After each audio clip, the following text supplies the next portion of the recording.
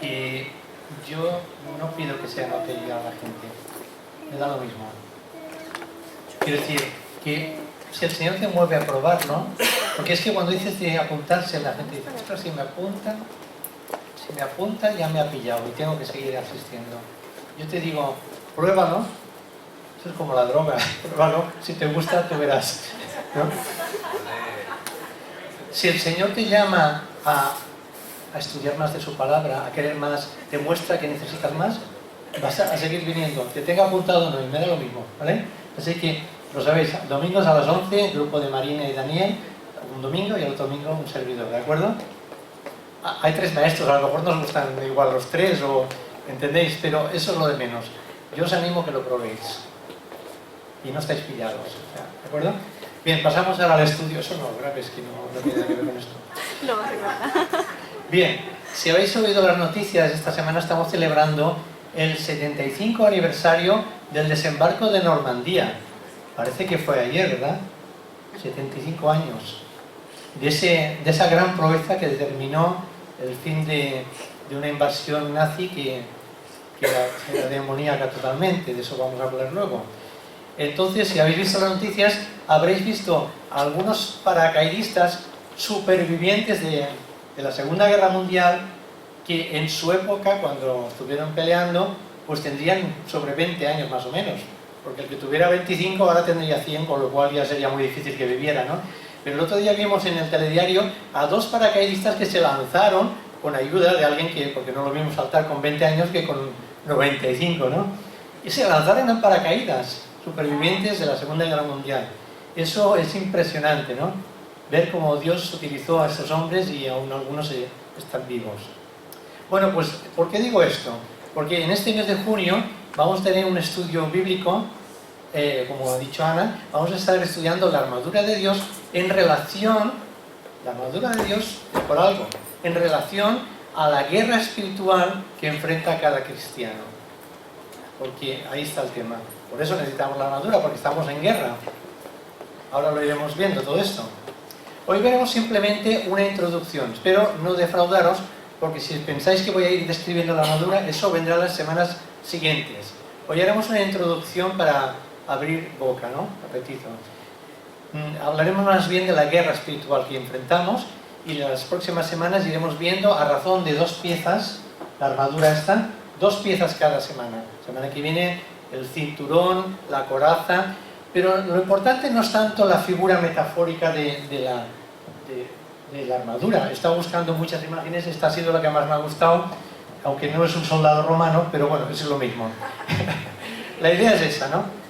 Que no os fijéis tanto en la armadura, sino en el simbolismo de cada pieza de la armadura. La justicia de Dios, la verdad de Dios, la salvación, casco, el apresto del Evangelio, el estar dispuesto a llevar el Evangelio, etc. Cada una de sus partes. No voy a entrar en eso porque si no estaría robándoles el tema que van a tener los siguientes ponentes, ¿no? Bien, cuando Pablo escribió sobre esta armadura, estaba prisionero en la iglesia, en la cárcel de Roma. Escribió a la iglesia de Éfeso, pero él estaba en la cárcel de Roma y estaba allí atado a las paredes de la cárcel y tenía soldados romanos a su alrededor custodiándole. Entonces él estaba mirando con sus ojos físicos, estaba viendo a un soldado romano, lo estaba viendo, y el Espíritu Santo le inspiró, a través de las piezas que veía en la armadura, le inspiró esa enseñanza tan tremenda que tenemos en este capítulo 6 de Efesios. Deciros que es el capítulo quizá más importante sobre el tema de la batalla espiritual o la guerra espiritual en la Biblia. Efesios capítulo 6, del 10 al 20, que ahora vamos a leer. Así que lo ponemos, por favor, el texto y lo leemos.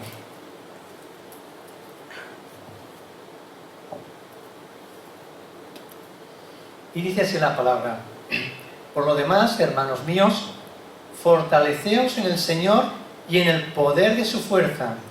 Vestíos de toda la armadura de Dios. Digo toda porque buscando fotos he visto alguna que iban sin casco, otro que iba descalzo. Cuidado, toda la armadura de Dios, la necesitamos toda, sobre todo el casco. Y los que lleváis moto o patinete lo sabréis. El casco es muy importante, Vestíos de toda la armadura de Dios para que podáis estar firmes contra las asechanzas del diablo. Porque no tenemos lucha contra sangre y carne, sino contra principados, contra potestades, contra los gobernadores de las tinieblas de este siglo, contra huestes espirituales de maldad en las regiones celestes. Por tanto, tomad toda la armadura de Dios para que podáis resistir en el día malo y, habiendo acabado todo, estar firmes. Ahora la describe. Estad pues firmes, ceñidos vuestros lomos con la verdad, vestidos con la coraza de la justicia, calzados los pies con el apresto del Evangelio de la paz. Sobre todo, tomad el escudo de la fe con que podáis apagar los dardos de fuego del maligno. Y tomad el yelmo de la salvación, el casco. Y la espada del Espíritu, que es la palabra de Dios, orando en todo tiempo, con toda oración y súplica en el Espíritu, velando en ello con toda perseverancia y súplica por todos los santos. Y por mí, a fin de que al abrir mi boca me sea dada palabra para dar a conocer con denuedo el misterio del Evangelio, por lo cual soy embajador en cadenas, encadenado, ahí estaba en la cárcel, para que con denuedo hable de él como debo de hablar, con denuedo, con autoridad, con abundancia de palabras.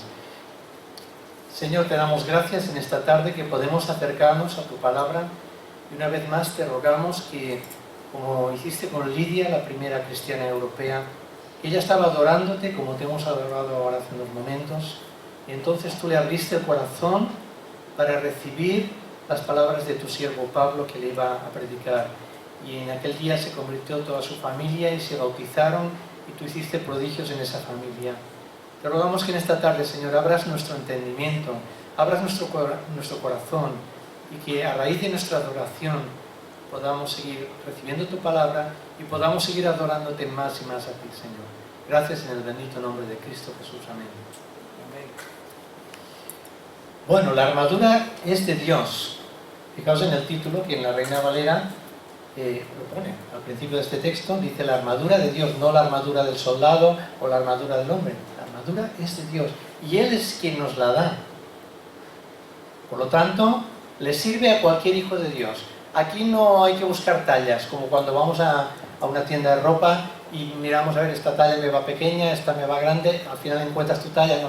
En la armadura de Dios, Dios nos la da y nos va bien a todos, nos ajusta a todos, pero al momento, momento en que somos ya convertidos, ya nos da la armadura, nos la ponemos y no nos la quitamos nunca jamás.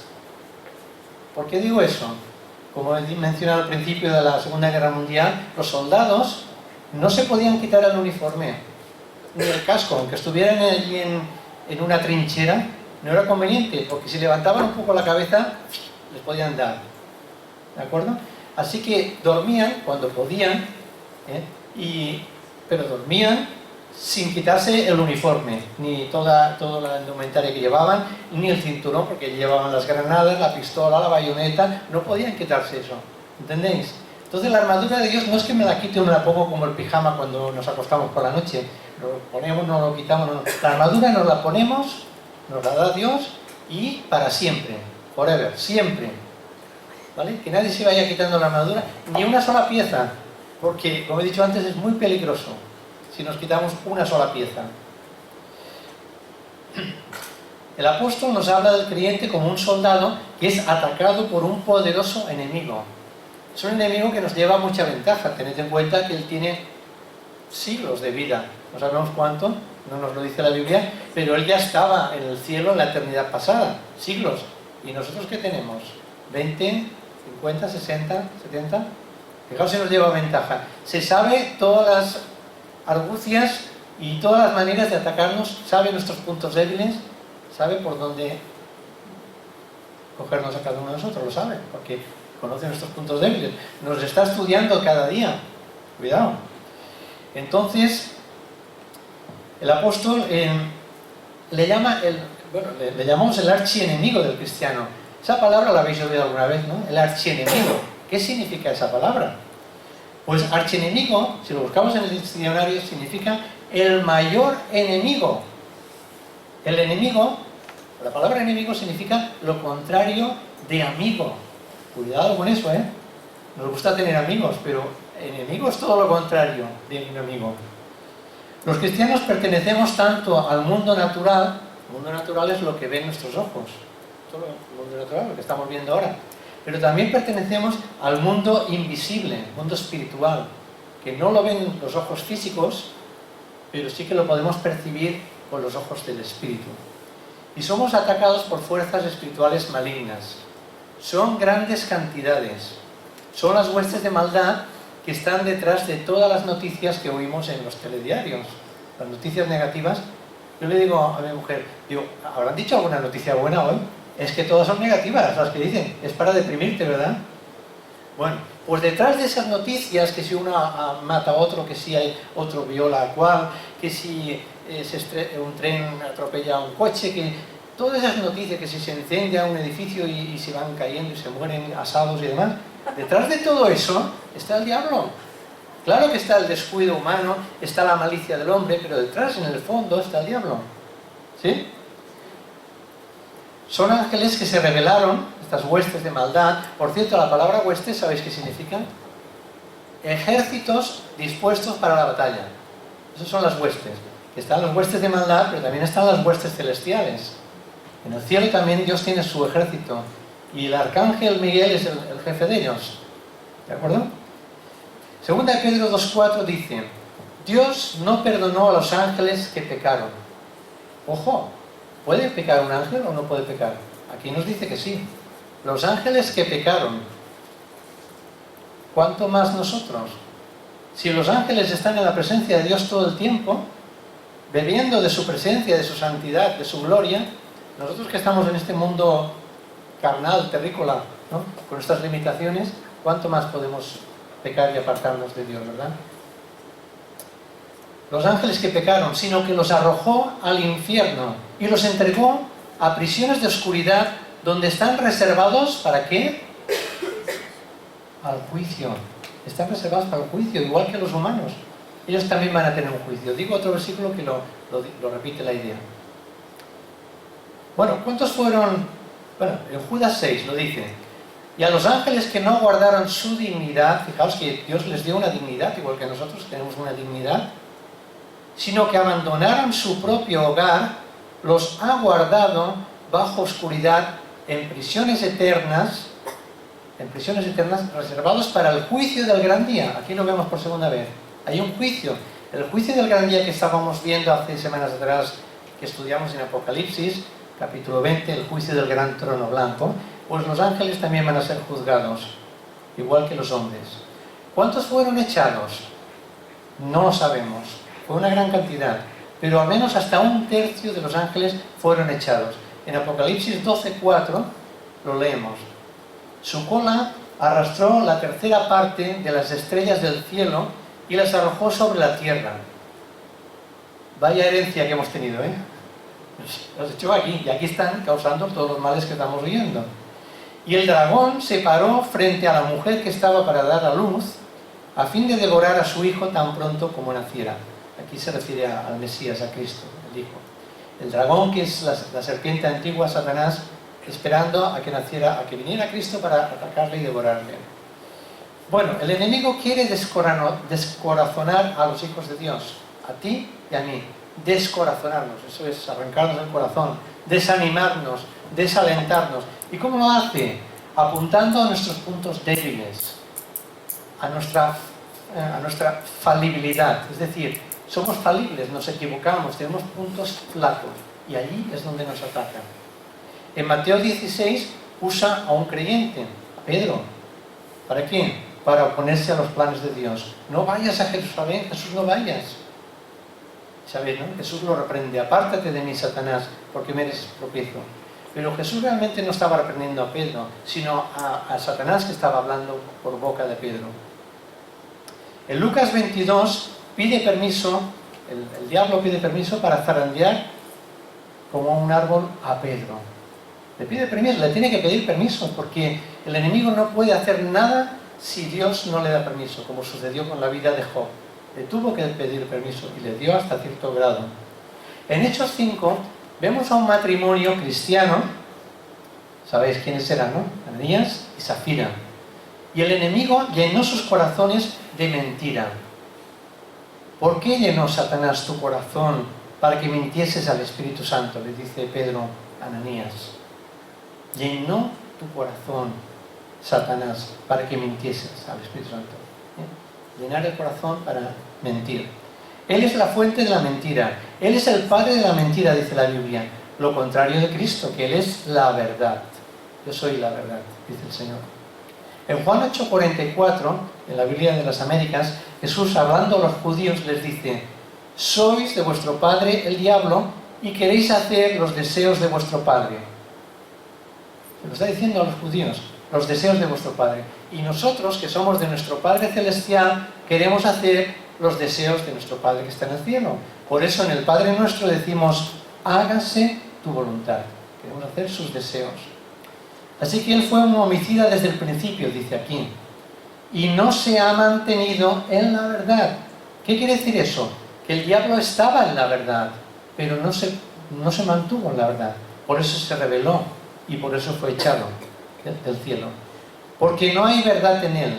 Cuando habla mentira, habla de su propia naturaleza, porque es mentiroso y padre de mentira. Claro, el que es mentiroso, el manzano produce manzanas, el naranjo produce naranjas, y el padre de mentira miente, no puede hacer otra cosa y lo hace desde el principio. Así que debemos luchar, nosotros los creyentes, debemos de luchar por la verdad, así como él lucha por la mentira. Ahora hay un programa en televisión que se llama Todo es mentira, y no va desencaminado, porque cada vez hay más mentira en todo lo que vemos, no va desencaminado. Bien, pues nosotros debemos luchar por la verdad y mantenernos en ellos. No nos pase como le sucedió al enemigo, que no se mantuvo la verdad y al final se rebeló y fue eliminado, fue echado.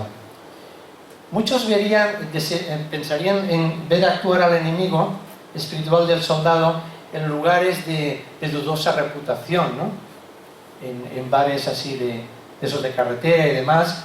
Pero ¿cuál pensáis que era el lugar más peligroso donde el enemigo iba a actuar? Puede o quiere actuar. ¿Dónde? ¿Es ahí? Pues no, ¿dónde? Aquí. Es aquí. Es aquí, en la iglesia de Dios. Es donde Él le gusta más actuar. ¿Por qué? Porque en la iglesia de Dios está la verdad. Está Cristo. Entonces la batalla espiritual tiene lugar allí donde alguien está exponiendo la palabra de Dios. Y el enemigo quiere que se tuerza esa palabra. Donde hay una congregación cristiana que se apoya a la palabra, ahí quiere el enemigo hacer su trabajo. Así que en la iglesia, la batalla espiritual tiene lugar ahí. Ahí es donde está el diablo y quiere destruir. Por lo tanto, es donde se desarrolla más la lucha espiritual con más fuerza. ¿Cuál era el lugar más peligroso cuando Cristo, la noche en que Jesús fue prendido en el huerto de los olivos? ¿Cuál era? ¿Era entre los fariseos? No. Era entre los sectores marginales de la sociedad, donde estaban los leprosos, las prostitutas, los pobres, los mendigos, los cojos, los mancos. Tampoco. ¿Donde estaban los maleantes, los criminales? Tampoco. El lugar más peligroso era el aposento alto, en la última cena. ¿Por qué? Porque allí estaba el traidor, Judas Iscariote, el que lo iba a entregar. Allí era el lugar más peligroso. Donde está la presencia de Dios, ahí es donde actúa el enemigo. Voy a contaros ahora el ejemplo de Josué con los gabaonitas. Es un tema que nos predicó el pastor hace algún tiempo. Un tema muy interesante. Los gabaonitas eran bastante astutos. El episodio no lo vamos a leer, está relatado en Josué 9, pero vivían muy cerca de los hijos de Israel, pero no eran del pueblo de Dios. Engañaron a Josué. ¿Y cómo lo hicieron? Pues tomaron unos vestidos viejos, unos sacos que cargaron sobre sus asnos, odres de vino viejos, pan endurecido y mohoso, y se acercaron a Josué con zapatos viejos, recosidos en sus pies, y como si vinieran de un viaje muy lejano, ¿no? Y entonces quisieron aparentar, esa es la palabra clave, aparentar que habían hecho un viaje larguísimo y llegaron ante Josué y le habían dicho de cómo habían oído hablar mucho del pueblo de Israel, de cómo Dios, su Dios, les había librado del pueblo de Egipto, de la esclavitud, les había librado del faraón, de sus ejércitos, les había abierto el mar rojo y todo eso, y de todas las victorias sobre los otros pueblos. Entonces les expresan el deseo de firmar un tratado con ellos. Firmemos un tratado. Y esta es la forma en cual el diablo se acerca a nosotros hoy, logrando que sus servidores sean atractivos y convincentes, todo pura apariencia. El enemigo, 2 Corintios 11, del 14 al 15, dice lo siguiente: esto no es sorprendente, dice Pablo, porque el mismo Satanás se disfraza de ángel de luz.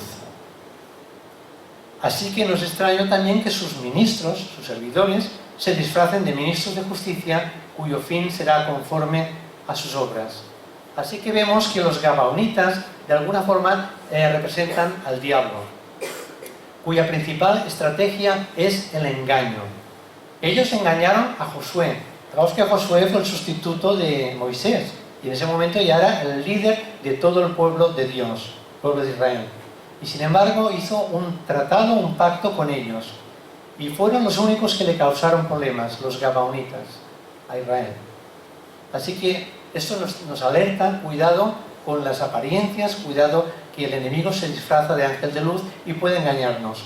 Ahora, volviendo a nuestro texto base, vamos a volver a Efesios capítulo 6, versículo 10, dice: por lo demás, hermanos, fortaleceos en el Señor y en el poder de su fuerza, es decir, fortaleceos en su fuerza poderosa. En otra versión diría: fortaleceos con el gran poder del Señor. Qué interesante. Para mí siempre ha sido un versículo muy consolador. Fortaleceos con el gran poder del Señor. Me acuerdo hace años un pastor nos dio un consejo. Estábamos pasando una época difícil porque la hermana de Marina enfermó de esclerosis múltiple y se lo diagnosticaron y estuvo 22 años con esa enfermedad, y el pastor nos dijo: fortaleceos en el Señor, como quiere decir, la que os espera. Y nos esperó 22 años de mucho sufrimiento, la que os espera. A veces nos esperan pruebas difíciles, que no son de una semana, como es un constipado, una gripe, que son 15 días más o menos. A veces nos esperan pruebas de semanas, de meses. Hay quien tiene problemas en el matrimonio, que pueden durar a veces meses hasta que el Señor arregla eso, ¿no? La situación. Hay enfermedades que duran meses. Ahora, por ejemplo, tenemos a nuestro hermano Ángel, pues se está recuperando, pero es un tema que va a costar meses de rehabilitación, lo sabemos. Entonces, ante esas pruebas, ¿qué tenemos que hacer? Fortalecernos en el Señor y en el poder de su fuerza. ¿Y cómo podemos fortalecernos en el Señor? Bueno, primero haré otra pregunta. ¿Por qué tenemos que fortalecernos? Pues porque estamos en una batalla y donde no podemos estar neutrales. Yo no me puedo meter en una burbuja de cristal y decir: no, aquí el enemigo no me puede tocar. No, ni tú, ni yo, ni nadie. Nadie se puede escapar. Ni siquiera cuando te vas de vacaciones, porque él no hace vacaciones. Es que nos molesta hasta cuando estamos de vacaciones, ¿verdad? Entonces, por eso no podemos ser neutrales. Es una batalla ineludible. No podemos escaparnos de esa batalla. Y si no nos preparamos, la perdemos. Tenemos que estar siempre preparados para ganar la batalla. ¿Y cómo podemos fortalecernos en el Señor? Pues, estás pensando algo seguro, ¿no? ¿Estás pensando ya? ¿Cómo? Quizás no es lo que esperas que voy a decir. Conociendo y apropiándonos de los derechos ganados por Jesús en la cruz del Calvario. Nosotros no peleamos para ganar la victoria, peleamos desde la victoria de Cristo, desde nuestra posición en Cristo. Eso es muy importante saberlo. Y digo eso porque hoy día se está planteando el tema de la guerra espiritual. Hay algunos líderes, entre comillas, que escriben libros que son más gruesos que la Biblia sobre guerra espiritual, que yo he tenido paciencia de leerme algunos de ellos. Me acuerdo de un libro que tardé 2 años en leerlo, con todas las citas bíblicas, todas las leí, y digo, bueno, en algunas cosas tiene razón, pero en otras había mucha cosa extra bíblica. No voy a entrar en detalles porque me voy a crear enemigos, pero hay muchas cosas que dicen esta gente que no están en la Biblia. ¿Bien? Una de ellas es que tenemos que ganar nosotros la batalla. La Biblia dice que la batalla ya la ganó Cristo. Y si nosotros nos sometemos a Dios, podemos resistir al diablo. Si llevamos la armadura, sus dardos no nos van a dar. ¿Lo veis? En cuanto a lo de las regiones territoriales y los demonios territoriales, deciros que solamente hay un pasaje en la Biblia que apoya eso. Es el pasaje ese de Daniel, cuando el príncipe de Persia. Pero solamente hay un pasaje. ¿Bien? Entonces, si ahora para hacer una campaña evangelística muchos se reúnen, hacen paseos de oración, hacen un montón de cosas, hacen ayunos y la Biblia no nos habla de esas cosas. Habla en el sentido de que cuando hay que evangelizar, mira, Pablo cuando hacía sus viajes misioneros, Pablo oraba y se iba a recorrer esos viajes, pero no iban a hacer avanzadillas y a expulsar demonios de espíritus de glotonería, espíritus de glotonería o de lo que sea. No, Pablo, la palabra de Dios dice que tengamos dominio propio. No hay tantos espíritus como parecen. Se trata de la carne a veces, dominio propio. Cuando había un hermano con un problema de incesto en la iglesia de Corinto, Pablo no empezó a exorcitar espíritu de incesto, no. Pablo simplemente le plantó cara, le confrontó y lo echó de la iglesia hasta que el Señor lo tocara y se humillara y reconociera su pecado y volviera, por supuesto, para restaurarle. No era cuestión de exorcizarlo, era cuestión de aplicar disciplina bíblica. Bueno, seguimos. La palabra dice que somos más que vencedores por medio de aquel que nos amó. En otras palabras, en medio de todos nuestros problemas, estamos seguros de que Jesucristo, quien nos amó, nos dará la victoria total, la victoria absoluta. De hecho, en la cruz ya le dio bien fuerte al enemigo y ya es un enemigo vencido. Sin embargo, aún tiene cierto tiempo, como hemos estudiado en Apocalipsis, aún tiene un tiempo y aún anda un poco suelto, ¿no? Pero realmente está vencido por la sangre de Jesús. Aunque sabéis que las serpientes de cascabel, cuando les cortan la cabeza, ¿sabéis eso? Les cortan la cabeza a una serpiente de cascabel y la cabeza está por ahí suelta y aún muerden. La serpiente de cascabel aún muerde con la cabeza cortada. ¿Qué es lo que hace Satanás? Que dice en Génesis 3:15 que tú le dirás en el calcañar, es decir, la cabeza, Cristo le dirá en la cabeza, y la serpiente le dirá en el talón, que fue la cruz, pero él resucitó, revivió. Por lo tanto, era mucha diferencia la cabeza que el pie, ¿de acuerdo?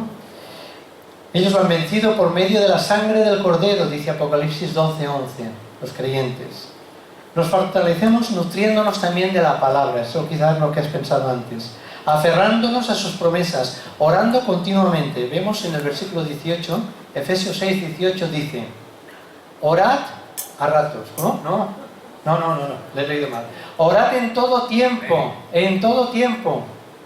con toda oración y súplica en el Espíritu. Orar en el Espíritu no simplemente orar en lenguas, como dice en Judas, ahí en la epístola de Judas, dice orando en el Espíritu. Hubo un tiempo que yo pensaba que era eso, y es eso también, es orar en lenguas, y está bien. Pero orar en el Espíritu es saber orar las oraciones que el Espíritu Santo te pone en tu mente, en tu corazón. Te dice, ora por ese hermano, ora por Ángel que ahora está enfermo allí, ora por Charo que la tienen que ingresar la semana que viene, que tiene que hacerle otro tratamiento más moderno, ¿no? Eso es orar en el Espíritu, siendo guiado por el Espíritu Santo, dejando que Él te ponga en tu mente y en tu corazón los deseos que Él tiene. Y luego si quieres orar un poco en lenguas, pues también está bien, yo lo hago. O sea, que está bien. Orar en el Espíritu son las dos cosas, ¿vale? Hemos ampliado el concepto. Vestidos, versículo 11. Vestidos, pon en la diapositiva, esa que te he dicho. Vestidos de toda la armadura de Dios. De toda. Subraya la palabra toda en tu Biblia, si quieres. De toda la armadura de Dios, para que podáis estar firmes contra las asechanzas de Dios. Perdón, del diablo. ¿Lo veis? Hay que corregir cuando el siervo se equivoca. Poneos toda la armadura de Dios para que podáis hacer frente a las artimañas del diablo. ¿De qué tenemos que vestirnos? Dice, de toda la armadura de Dios. Tenemos que ponernos toda, yo me lo he puesto aquí con mayúsculas, con negrita, con cursiva, de toda la armadura sin dejarnos ninguna parte de ella. Además, lo dice dos veces en este texto, en este pasaje, en el versículo 11 y en el 13. Dos veces, cuando la palabra enfatiza algo, por algo será. Y también dice, para que podáis estar firmes, también lo dice dos veces. ¿Qué es esto de estar firmes? ¿Ha dicho en el ejército? Firmes, así. Estar firmes, en el sentido bíblico, es resistir, mantener nuestra posición en Cristo, que es lo que decía antes. Mantengamos nuestra posición en Cristo. Si Cristo dice que soy salvo, Él me ha salvado. Si dice que soy santo, aunque el enemigo me diga que no, cada vez que peco. Pero soy santificado por la sangre de Jesús y estoy en un proceso de santificación que dura toda la vida, progresiva, gradual. Bien, entonces, ¿para qué tengo que ponerme la armadura? Pues para estar firmes, resistir, mantener mi posición frente a las asechanzas del maligno. Para ello debemos conocer a nuestro enemigo. Los grandes estrategas de las guerras estudian al enemigo para poder hacerle frente. ¿Cuál es su punto débil?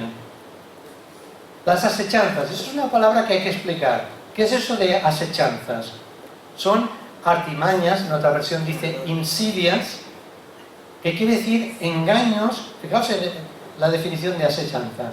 Engaños o amenazas disimuladas u ocultas para perjudicar a alguien.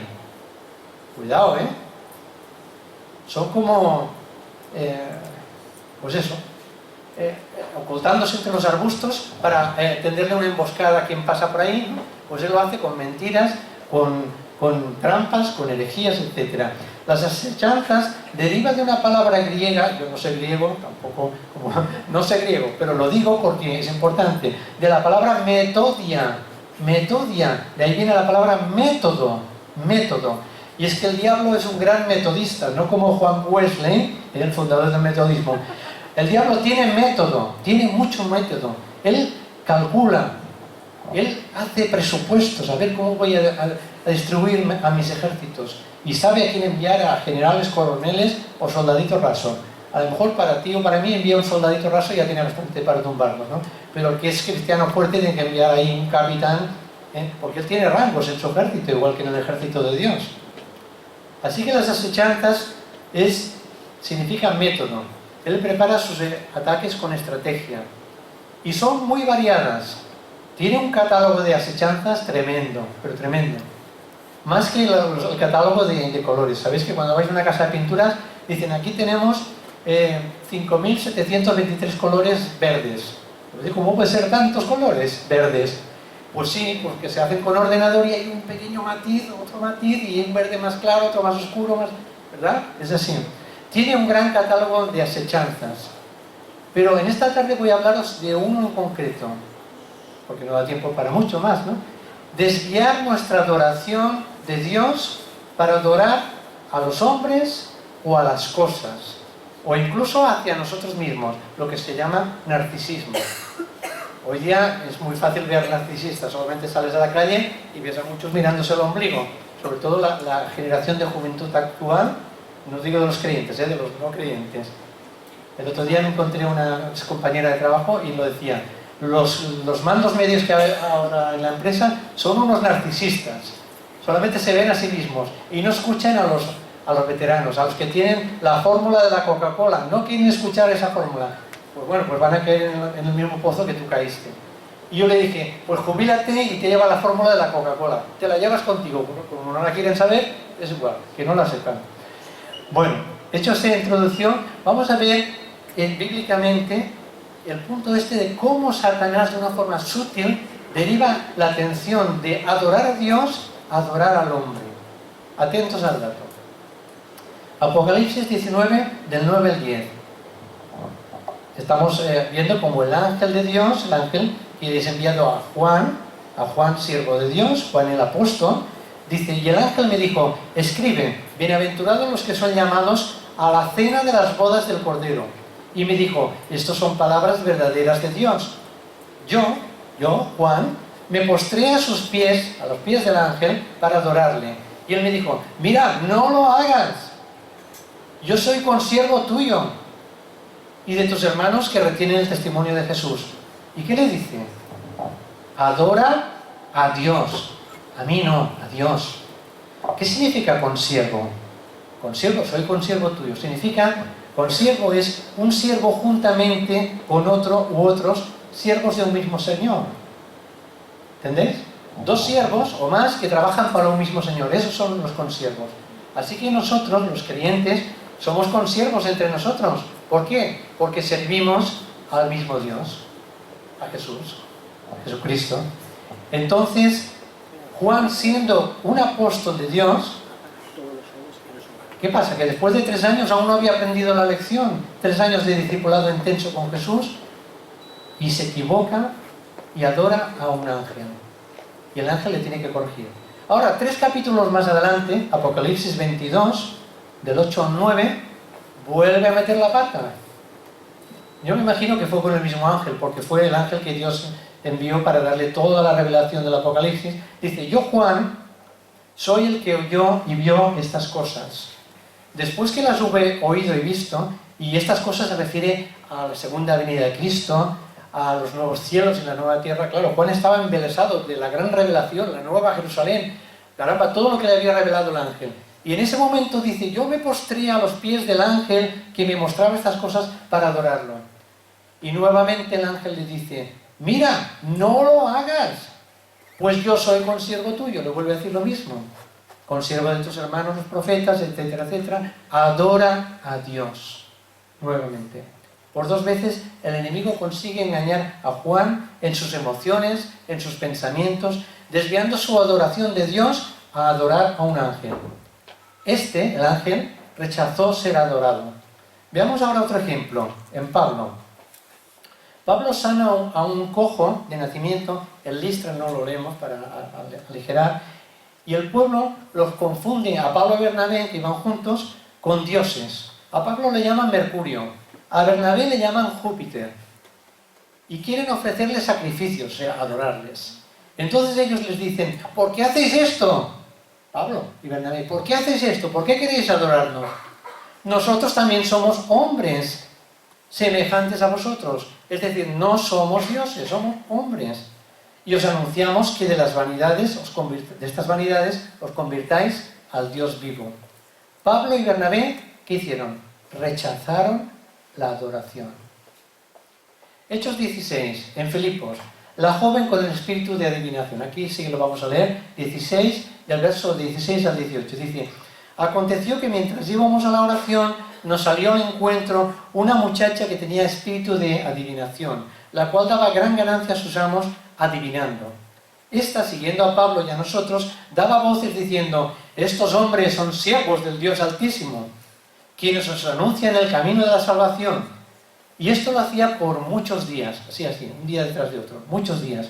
Mas desagradando a Pablo, este se volvió y dijo al Espíritu, te mando en el nombre de Jesucristo que salgas de ella, y salió en aquella misma hora. Interesante, ¿verdad? ¿Era verdad lo que decía la muchacha? ¿Era verdad o era mentira? Era verdad. Son siervos del Dios Altísimo, es verdad. ¿Era verdad lo que decían que os anuncien el camino de salvación? ¿Era verdad, sí o no? Era verdad. Pero por encima de las formas de las palabras hay actitudes, hay espíritus a veces que se mueven, actitudes. Entonces, aquí no era adoración exactamente, era adulación, que son 2 palabras parecidas. Adoración, adulación. Pero dice Pablo que le desagradó sumamente. Se enfadó mucho y aguantó muchos días, pero hubo un momento que dijo, basta, basta ya. Y la reprendió a la muchacha, reprendió el espíritu que había en la muchacha y lo quitó fuera. Zanjó el asunto. Entonces, adulación, definición del diccionario, dice, es alabanza exagerada y generalmente interesada que se hace a una persona para conseguir un favor o ganar su voluntad. Está rozando la adoración, no llega a serlo. Cuidado, Pablo nos exhorta a ti y a mí con esas cosas. Pablo no aceptó la adoración, como tampoco el ángel con Juan, no aceptó, ni siquiera aceptó adulación.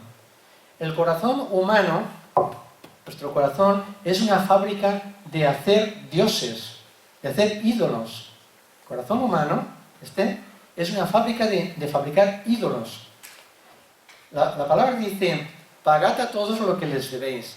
Al que le debáis tributo, tributo. Al que impuesto, impuesto. Al que respeto, respeto. Al que honra, honra. Y vamos a ver la diferencia entre dar honra y dar adoración.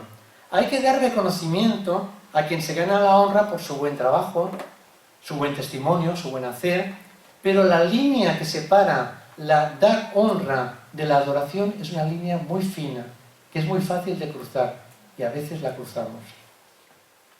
Si cruzamos, estamos idolatrando a esa persona. y no le hacemos ningún bien. Y es muy fácil dar un paso más adelante y adorar a la persona, y esto sucede. También sucede que a nuestra naturaleza humana nos gusta recibir adoración. Mira, cuando a ti te promocionan en cualquier cosa, y eso lo estamos viviendo, más o menos, quien más que menos recibe una promoción, un ascenso, un halago, un día un hermano te da una palmadita a la espalda, te enjabona un poco, y si aceptamos la adoración, además de que la promovemos y la buscamos, a veces la buscamos, eso no agrada a Dios y estamos pecando, estamos errando en el blanco. ¿Qué es lo que el enemigo pretende? Que dejemos de adorar a Dios para adorar a la gente. Entendemos que la Biblia nos exhorta a que demos honra. Al que merezca honra, vamos a honrar al que tenemos que honrar. Pero cuidado, no crucemos la línea y vayamos a la adoración. Así que ojo con las artimañas del enemigo, porque no podemos vencerlas por nuestros propios recursos humanos, con nuestras fuerzas. El Señor es el único que puede proporcionarnos el poder necesario.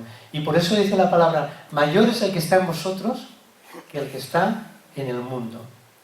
Versículo 12 dice, porque no tenemos lucha contra seres humanos. Estamos en Efesios 6:12, dice, no estamos luchando contra sangre y carne. Aquí pone en la Reina Valera sangre y carne, Efesios 6:12.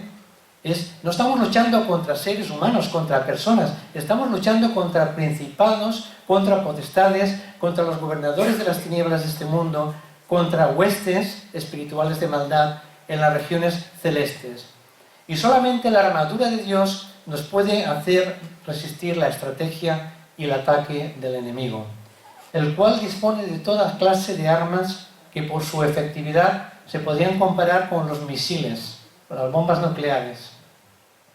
Tienen misiles, o sea, son bombas poderosas. Necesitamos un sistema defensivo eficaz para vencer en esta lucha. Por esto es importante reconocer que no luchamos contra un enemigo humano, sino contra un enemigo espiritual. No tenemos que luchar contra otros seres humanos porque el enemigo es espiritual, así como la lucha. Cristo, cuando estaba en Palestina, en el tiempo que estuvo en su ministerio, él reconocía la actividad demoníaca. Cuando se le presentó el Gadareno, enseguida se dio cuenta que ya estaba endemoniado. Y otros más, aquel que se revolcaba en el fuego y demás, ¿no? Él reconocía la actividad demoníaca a su alrededor. Y nosotros tenemos que reconocerla también por el Espíritu Santo, discernir cuando hay cierta actividad y ponernos en guardia. Ponernos en guardia. Él está orando contra el creyente, contra Dios y contra su Cristo. Contra Cristo. Hay fuerzas espirituales actuando ahora mismo en el mundo, actuando contra la iglesia. ¿Sabéis que hay iglesias satánicas por ahí? ¿Sabíais? Hay iglesias que se reúnen a orar contra estas iglesias, las cristianas. Y oran especialmente contra líderes cristianos que el Señor está usando para que caigan en su matrimonio, para que fracasen en su ministerio, para que se hunda su iglesia. Eso es verdad, es real, es así. Hay dos extremos en este tema de la guerra espiritual. Hay los que ven a demonios debajo de cada piedra, ¿sabes? Y hay los que no quieren ver a ningún demonio por ninguna parte. Entonces debemos de encontrar el equilibrio, el balance, el punto medio. Y la palabra nos lo enseña. Satanás encabeza las fuerzas demoníacas. Mira, no me gusta hablar de este tema. No por superstición ni mucho menos. Ni por hacerle publicidad al enemigo. No me gusta. Porque en el telediario a veces tienen que dar las noticias de que los terroristas han hecho lo que han hecho en las Torres Gemelas y en otros sitios. El mundo tiene que saberlo, por lo tanto tiene que salir los noticieros. Yo tengo que dar esta enseñanza. Pero prefiero hablar de Cristo que hablar del enemigo. ¿Estáis de acuerdo conmigo? Prefiero hablar de Cristo, pero hoy toca hablar de esto. No soy ningún fanático de este tema, veréis que casi nunca hablo del tema, pero hoy me toca hablar de esto. Y decir que él encabeza, Satanás es el cabecilla de las fuerzas demoníacas. Y tiene un grupo bien organizado, bien jerarquizado para manipular los acontecimientos mundiales. El sufrimiento, el dolor, las tragedias de la vida forman parte de su obra en la sombra. Detrás de esas tragedias está el enemigo manipulando. Él es la causa de los grandes problemas del mundo. No penséis que es el hombre simplemente, porque sabe planificar mal la política. No. Es que detrás de todo eso él se está moviendo los hilos.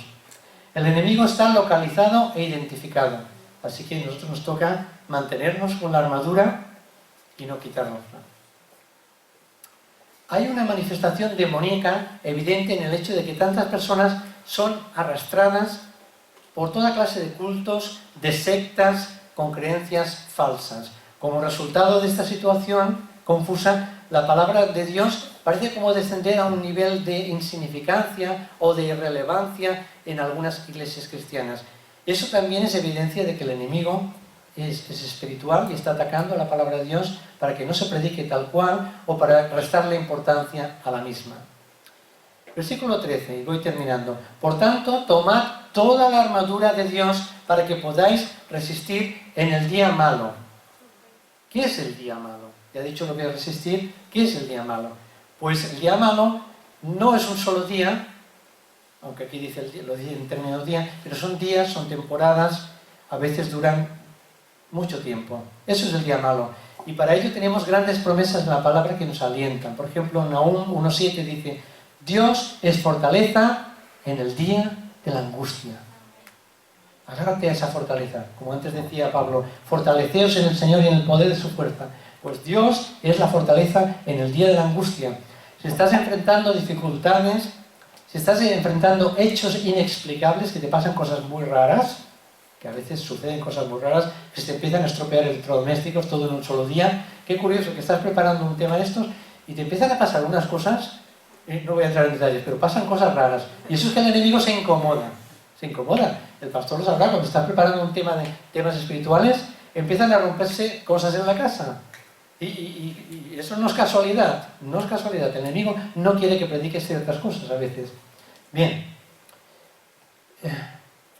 Dirígete a Dios en oración. Reclama la provisión de su guía, su dirección, su consuelo y su fuerza. Fortaleceos en el Señor y en el poder de su fuerza, dice. En Santiago 4.7 dice: someteos pues a Dios, resistid al diablo y huirá de vosotros. Jesús le resistió en las 3 tentaciones que tuvo en el desierto. ¿Cómo? Empleando la palabra de Dios. Escrito está. Y al final aquel se fue por un tiempo. Así que eso de resistir al enemigo, a veces pensamos que es cosa de creyentes ya maduros. No más duros, sino maduros. Creyentes ya creciditos. No es así. Puede resistir al enemigo cualquier recién convertido, porque no es cuestión de madurez espiritual ni de crecimiento de estatura espiritual. Es cuestión de nuestra posición en Cristo. Si nosotros sabemos agarrarnos a la posición que tenemos en Cristo, si sabemos cuál es nuestra identidad en Cristo, no importa que tengas 6 meses de creyente, como 6 años o 20 o los que sean. Someteos a Dios, y entonces, si estamos sometidos a Él, podemos resistir al enemigo y Él huirá de nosotros. Así que, hermanos, vistámonos las armaduras, las armas de la luz. Vestíos del Señor Jesucristo, dice en Romanos 13. Vestíos del Señor Jesucristo. Y vestirnos de Él es ponernos su armadura. Que el Señor nos ayude a poner su armadura y a no quitárnosla. Que el Señor os bendiga. Amén.